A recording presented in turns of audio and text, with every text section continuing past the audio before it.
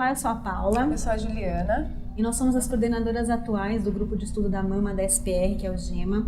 E é com grande honra que a gente recebe hoje a doutora Marilena Mendonça, que além de ícone da radiologia mamária, foi uma das fundadoras do GEMA. E hoje ela trabalha também com radiologia mamária no grupo DASA.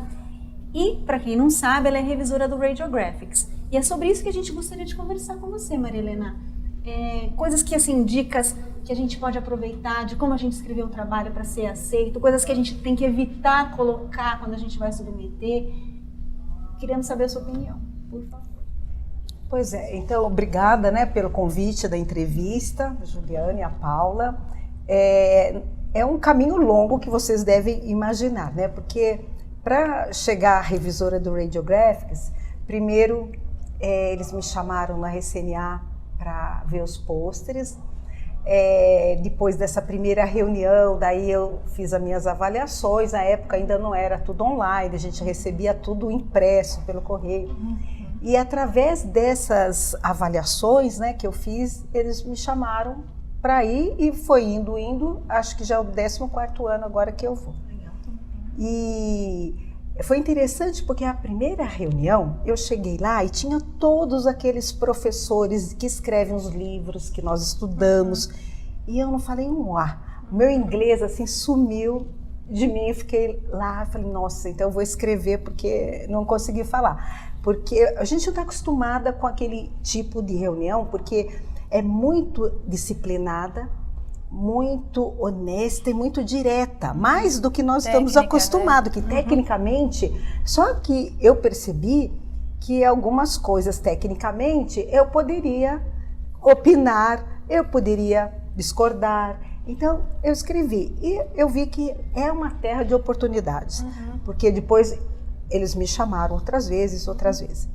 E todo ano, né, revisando, recentemente, acho que uns 3 anos atrás, todo ano, eles veem os melhores revisores do ano e eles dão um prêmio de Outstanding Reviewer. Chega pelo correio, um diploma, realmente. E eu recebi. E eu fiquei muito feliz, porque nesse ano foram 2 professoras da Ivy League que ganharam. Uma de Yale, outra da Universidade da Pensilvânia e eu aqui. Que não sou, eles dizem, eu falei assim, eu não estou na universidade, mas eles falam, mas para nós você é o acadêmico fora da academia. E eu acho que isso é um exemplo muito bom, porque, por exemplo, eu estudei em Taubaté, né, uma faculdade que quase fechou, né? E daí quando eu vim para São Paulo, você faz entrevista, ninguém conhece, algumas questões das provas não são exatamente científicas, né? Pergunta idade. Teve uma universidade que me perguntaram, gente, o meu signo do zodíaco. Então, você olha para trás e vê que tem um caminho grande pela frente, né? E não querendo ser feminista, mas tem um outro trabalho além do Radiographic científico, que é um programa que chama Peer Reviewer Mentoring Program, que começou faz 1 ano e pouco no Radiographics. E daí são residentes espetaculares dos Estados Unidos, eles são selecionados e depois eles querem ser revisores, não necessariamente do Radiographics, do Radiology, de outras revistas de impacto. E cada residente tem um mentor. E nós, os sêniors, né, somos convidados. E eu fui convidada para esse primeiro ano, então eu tenho uma mentee, né? Eu sou mentora, uma tutora. E daí nós fazemos tudo cego. Eu não sei de onde eu trabalho, a não ser se o trabalho é publicado, depois eu vejo de onde era, porque a gente não tem ideia de onde é. Mas você corrige de uma maneira, assim, tecnicamente, tem que ser perfeito. Tem que ser perfeito dentro da sua capacidade também. Tem que ser disciplinado. Nós não podemos usar abreviaturas que nós usamos muito e depois nós incorporamos o que nós falamos. Às vezes eu falo aos residentes, gente, happy hour é uma coisa, né? Você fala, uma ressô, isso não cola, não dá. Então, é imagem por ressonância magnética, é ultrassonografia. Então, são coisinhas muito simples. Por exemplo, é o músculo peitoral. É o músculo peitoral maior? É o músculo peitoral menor? Então, a pessoa tem o nome, né, e o sobrenome. E toda vez que a gente fica tipo happy hour, a gente não se dá bem cientificamente, porque a linguagem científica, ela tem que ser muito parecida para não levar a erro, né? E eu corrijo eles também, porque eles também têm muitos... Nós lemos os trabalhos deles. Eles confundem, por exemplo, outer e inner, né?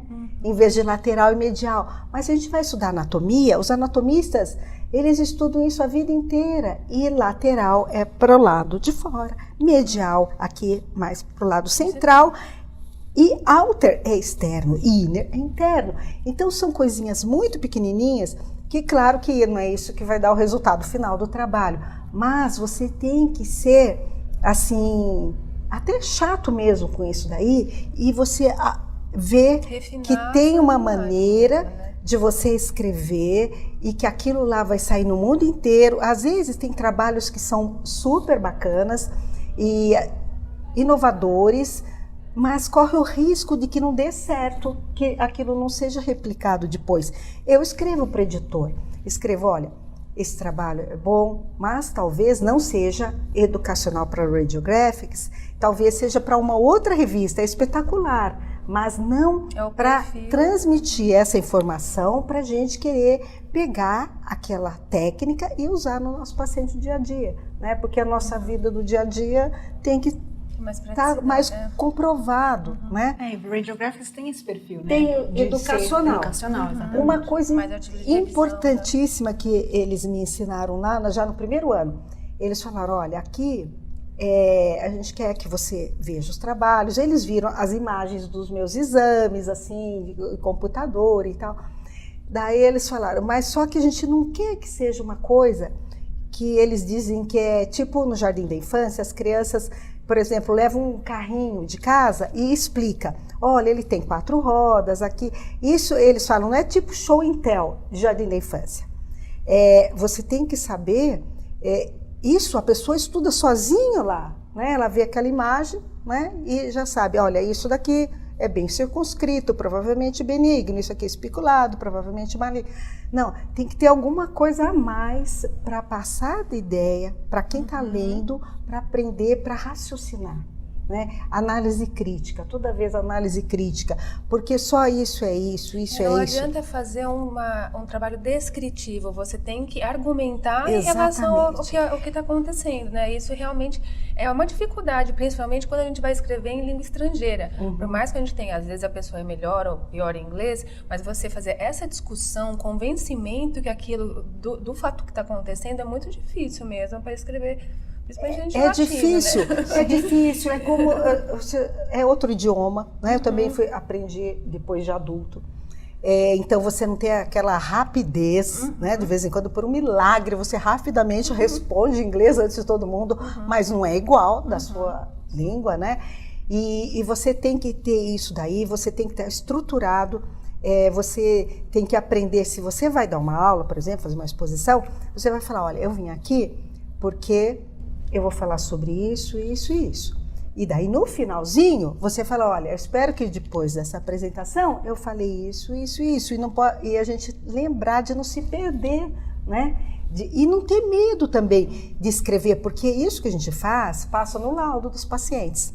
Né? Então, para nós que somos da mama, é até mais fácil, porque todo o nosso exame tem que começar com o motivo do exame, né? Impressão de padronização, né? E recomendação. Então, nós estamos mais ou menos acostumados com o laudo estruturado, com esse laudo estruturado, não aquele de frases soltas, né? Que a gente vai ter que andar muito nessas frases, porque cada vez que eu vejo um laudo, eu vejo como nós precisamos de atualizar, porque a maior parte das frases são da década de 80, década de 90, né?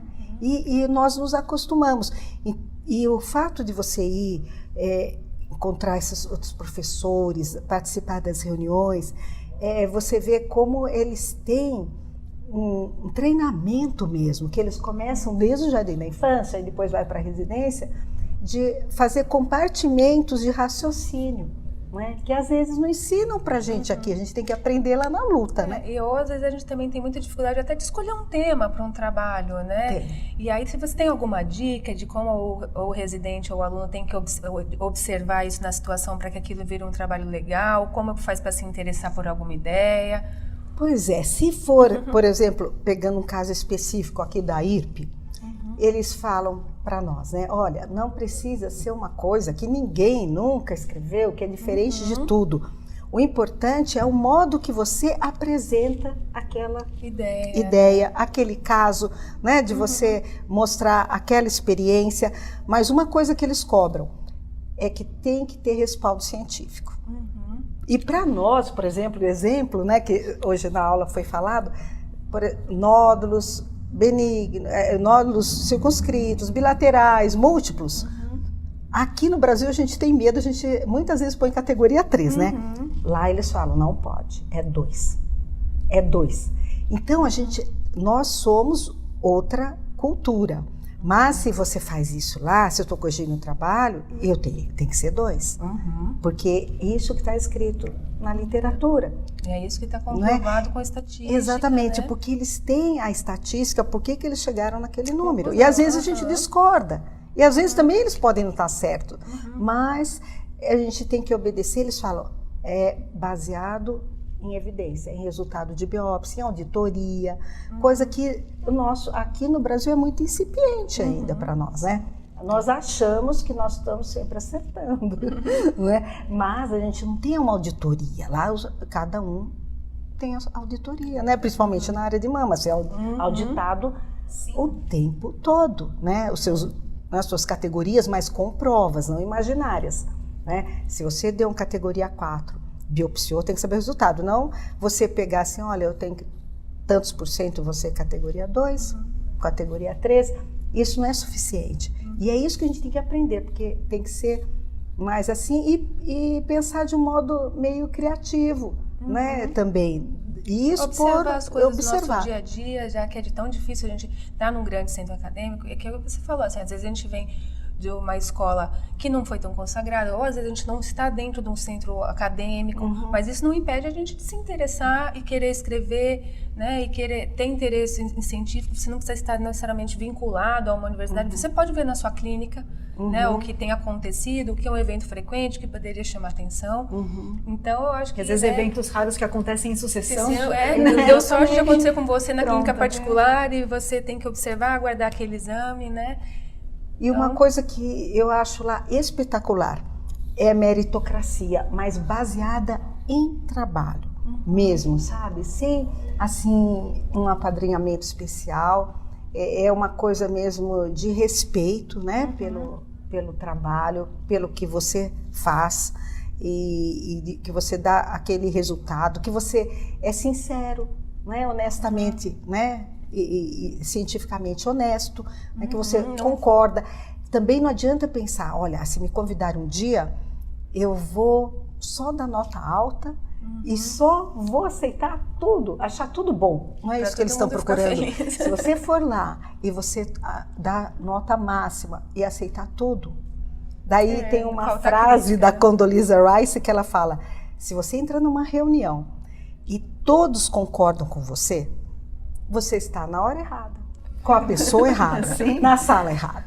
Então, eu falo... A gente não cresce, né, Marília? Se a gente não tiver... A crítica sempre vai existir. Se não está existindo é porque tem alguma coisa errada, né? Sabe? E a gente tem que tentar balancear tudo, balancear até número de homens e mulheres nas instituições, nas sociedades. Eu falo, como eu sou uma mentora, né? Eu acabo lendo sobre como você ser um mentor, né, de minorities, de minorias, porque não tem jeito, por mais que pode ter mais mulher que homem que está nascendo, mas na hora da representatividade nós somos menores. Então você tem que pensar assim, nós não queremos ser a maioria também, mas chegar perto de 50%, né? E isso é um caminho muito comprido, né? Muito comprido.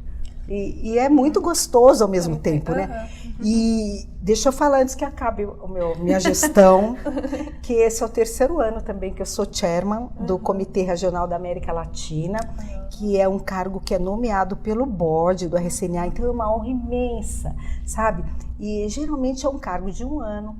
E quando eles me mandaram a carta, eu achei realmente que era um engano, mas para ficar 3 anos.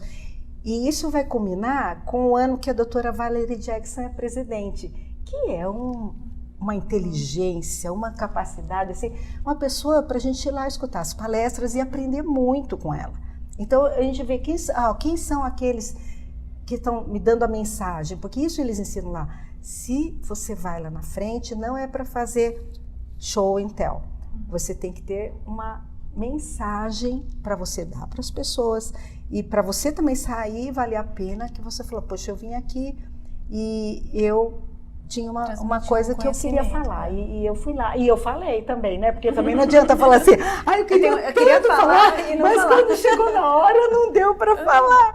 Então é isso daí que a gente tem que aprender e não desanimar, porque essas coisas, para alguém que estudou numa escola do interior, que veio prestar residência em São Paulo, né, total. Então você vê que você vai, o trabalho recompensa, sabe? Você vai indo. Persistência, não pode.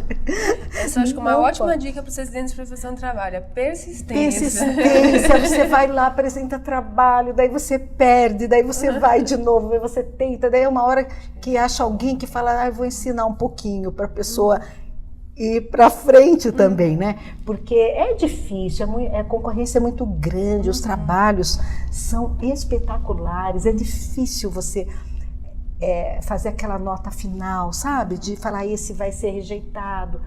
Tanto que, através disso daí, surgiu a apresentação dos casos daqui da IRP, né? Porque eu falava, gente, eu fico com pena, tem uns trabalhos tão bons que o pessoal leva para a Sociedade Paulista de Radiologia e depois fica numa gaveta, né? Fica lá um CDzinho, né? E eu falei, tinha que dar um jeito deles apresentarem isso, porque a sessão que vai ter amanhã, né, dos residentes, isso daí é uma lição, eles aprendem, expõem ao inglês, vê os professores, né, que tem aquela didática que a gente vai aprendendo com eles, e assistir aula de quem é bom também, né? Ir lá, pegar os bons conceitos, as boas maneiras.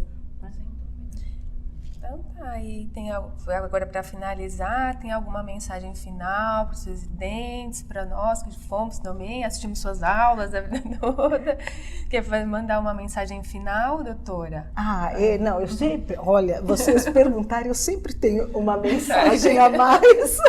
Então a gente pode ter ainda tempo para a última mensagem. Mas a mensagem é isso daí, de você ser correto, de você ser um bom colega, de você estudar, sabe? Quando eu sentir que sabe, a coisa não está bem, que sabe que você talvez não tenha te ajudando a te manter numa universidade como você queria ficar e daí não deixam, estuda.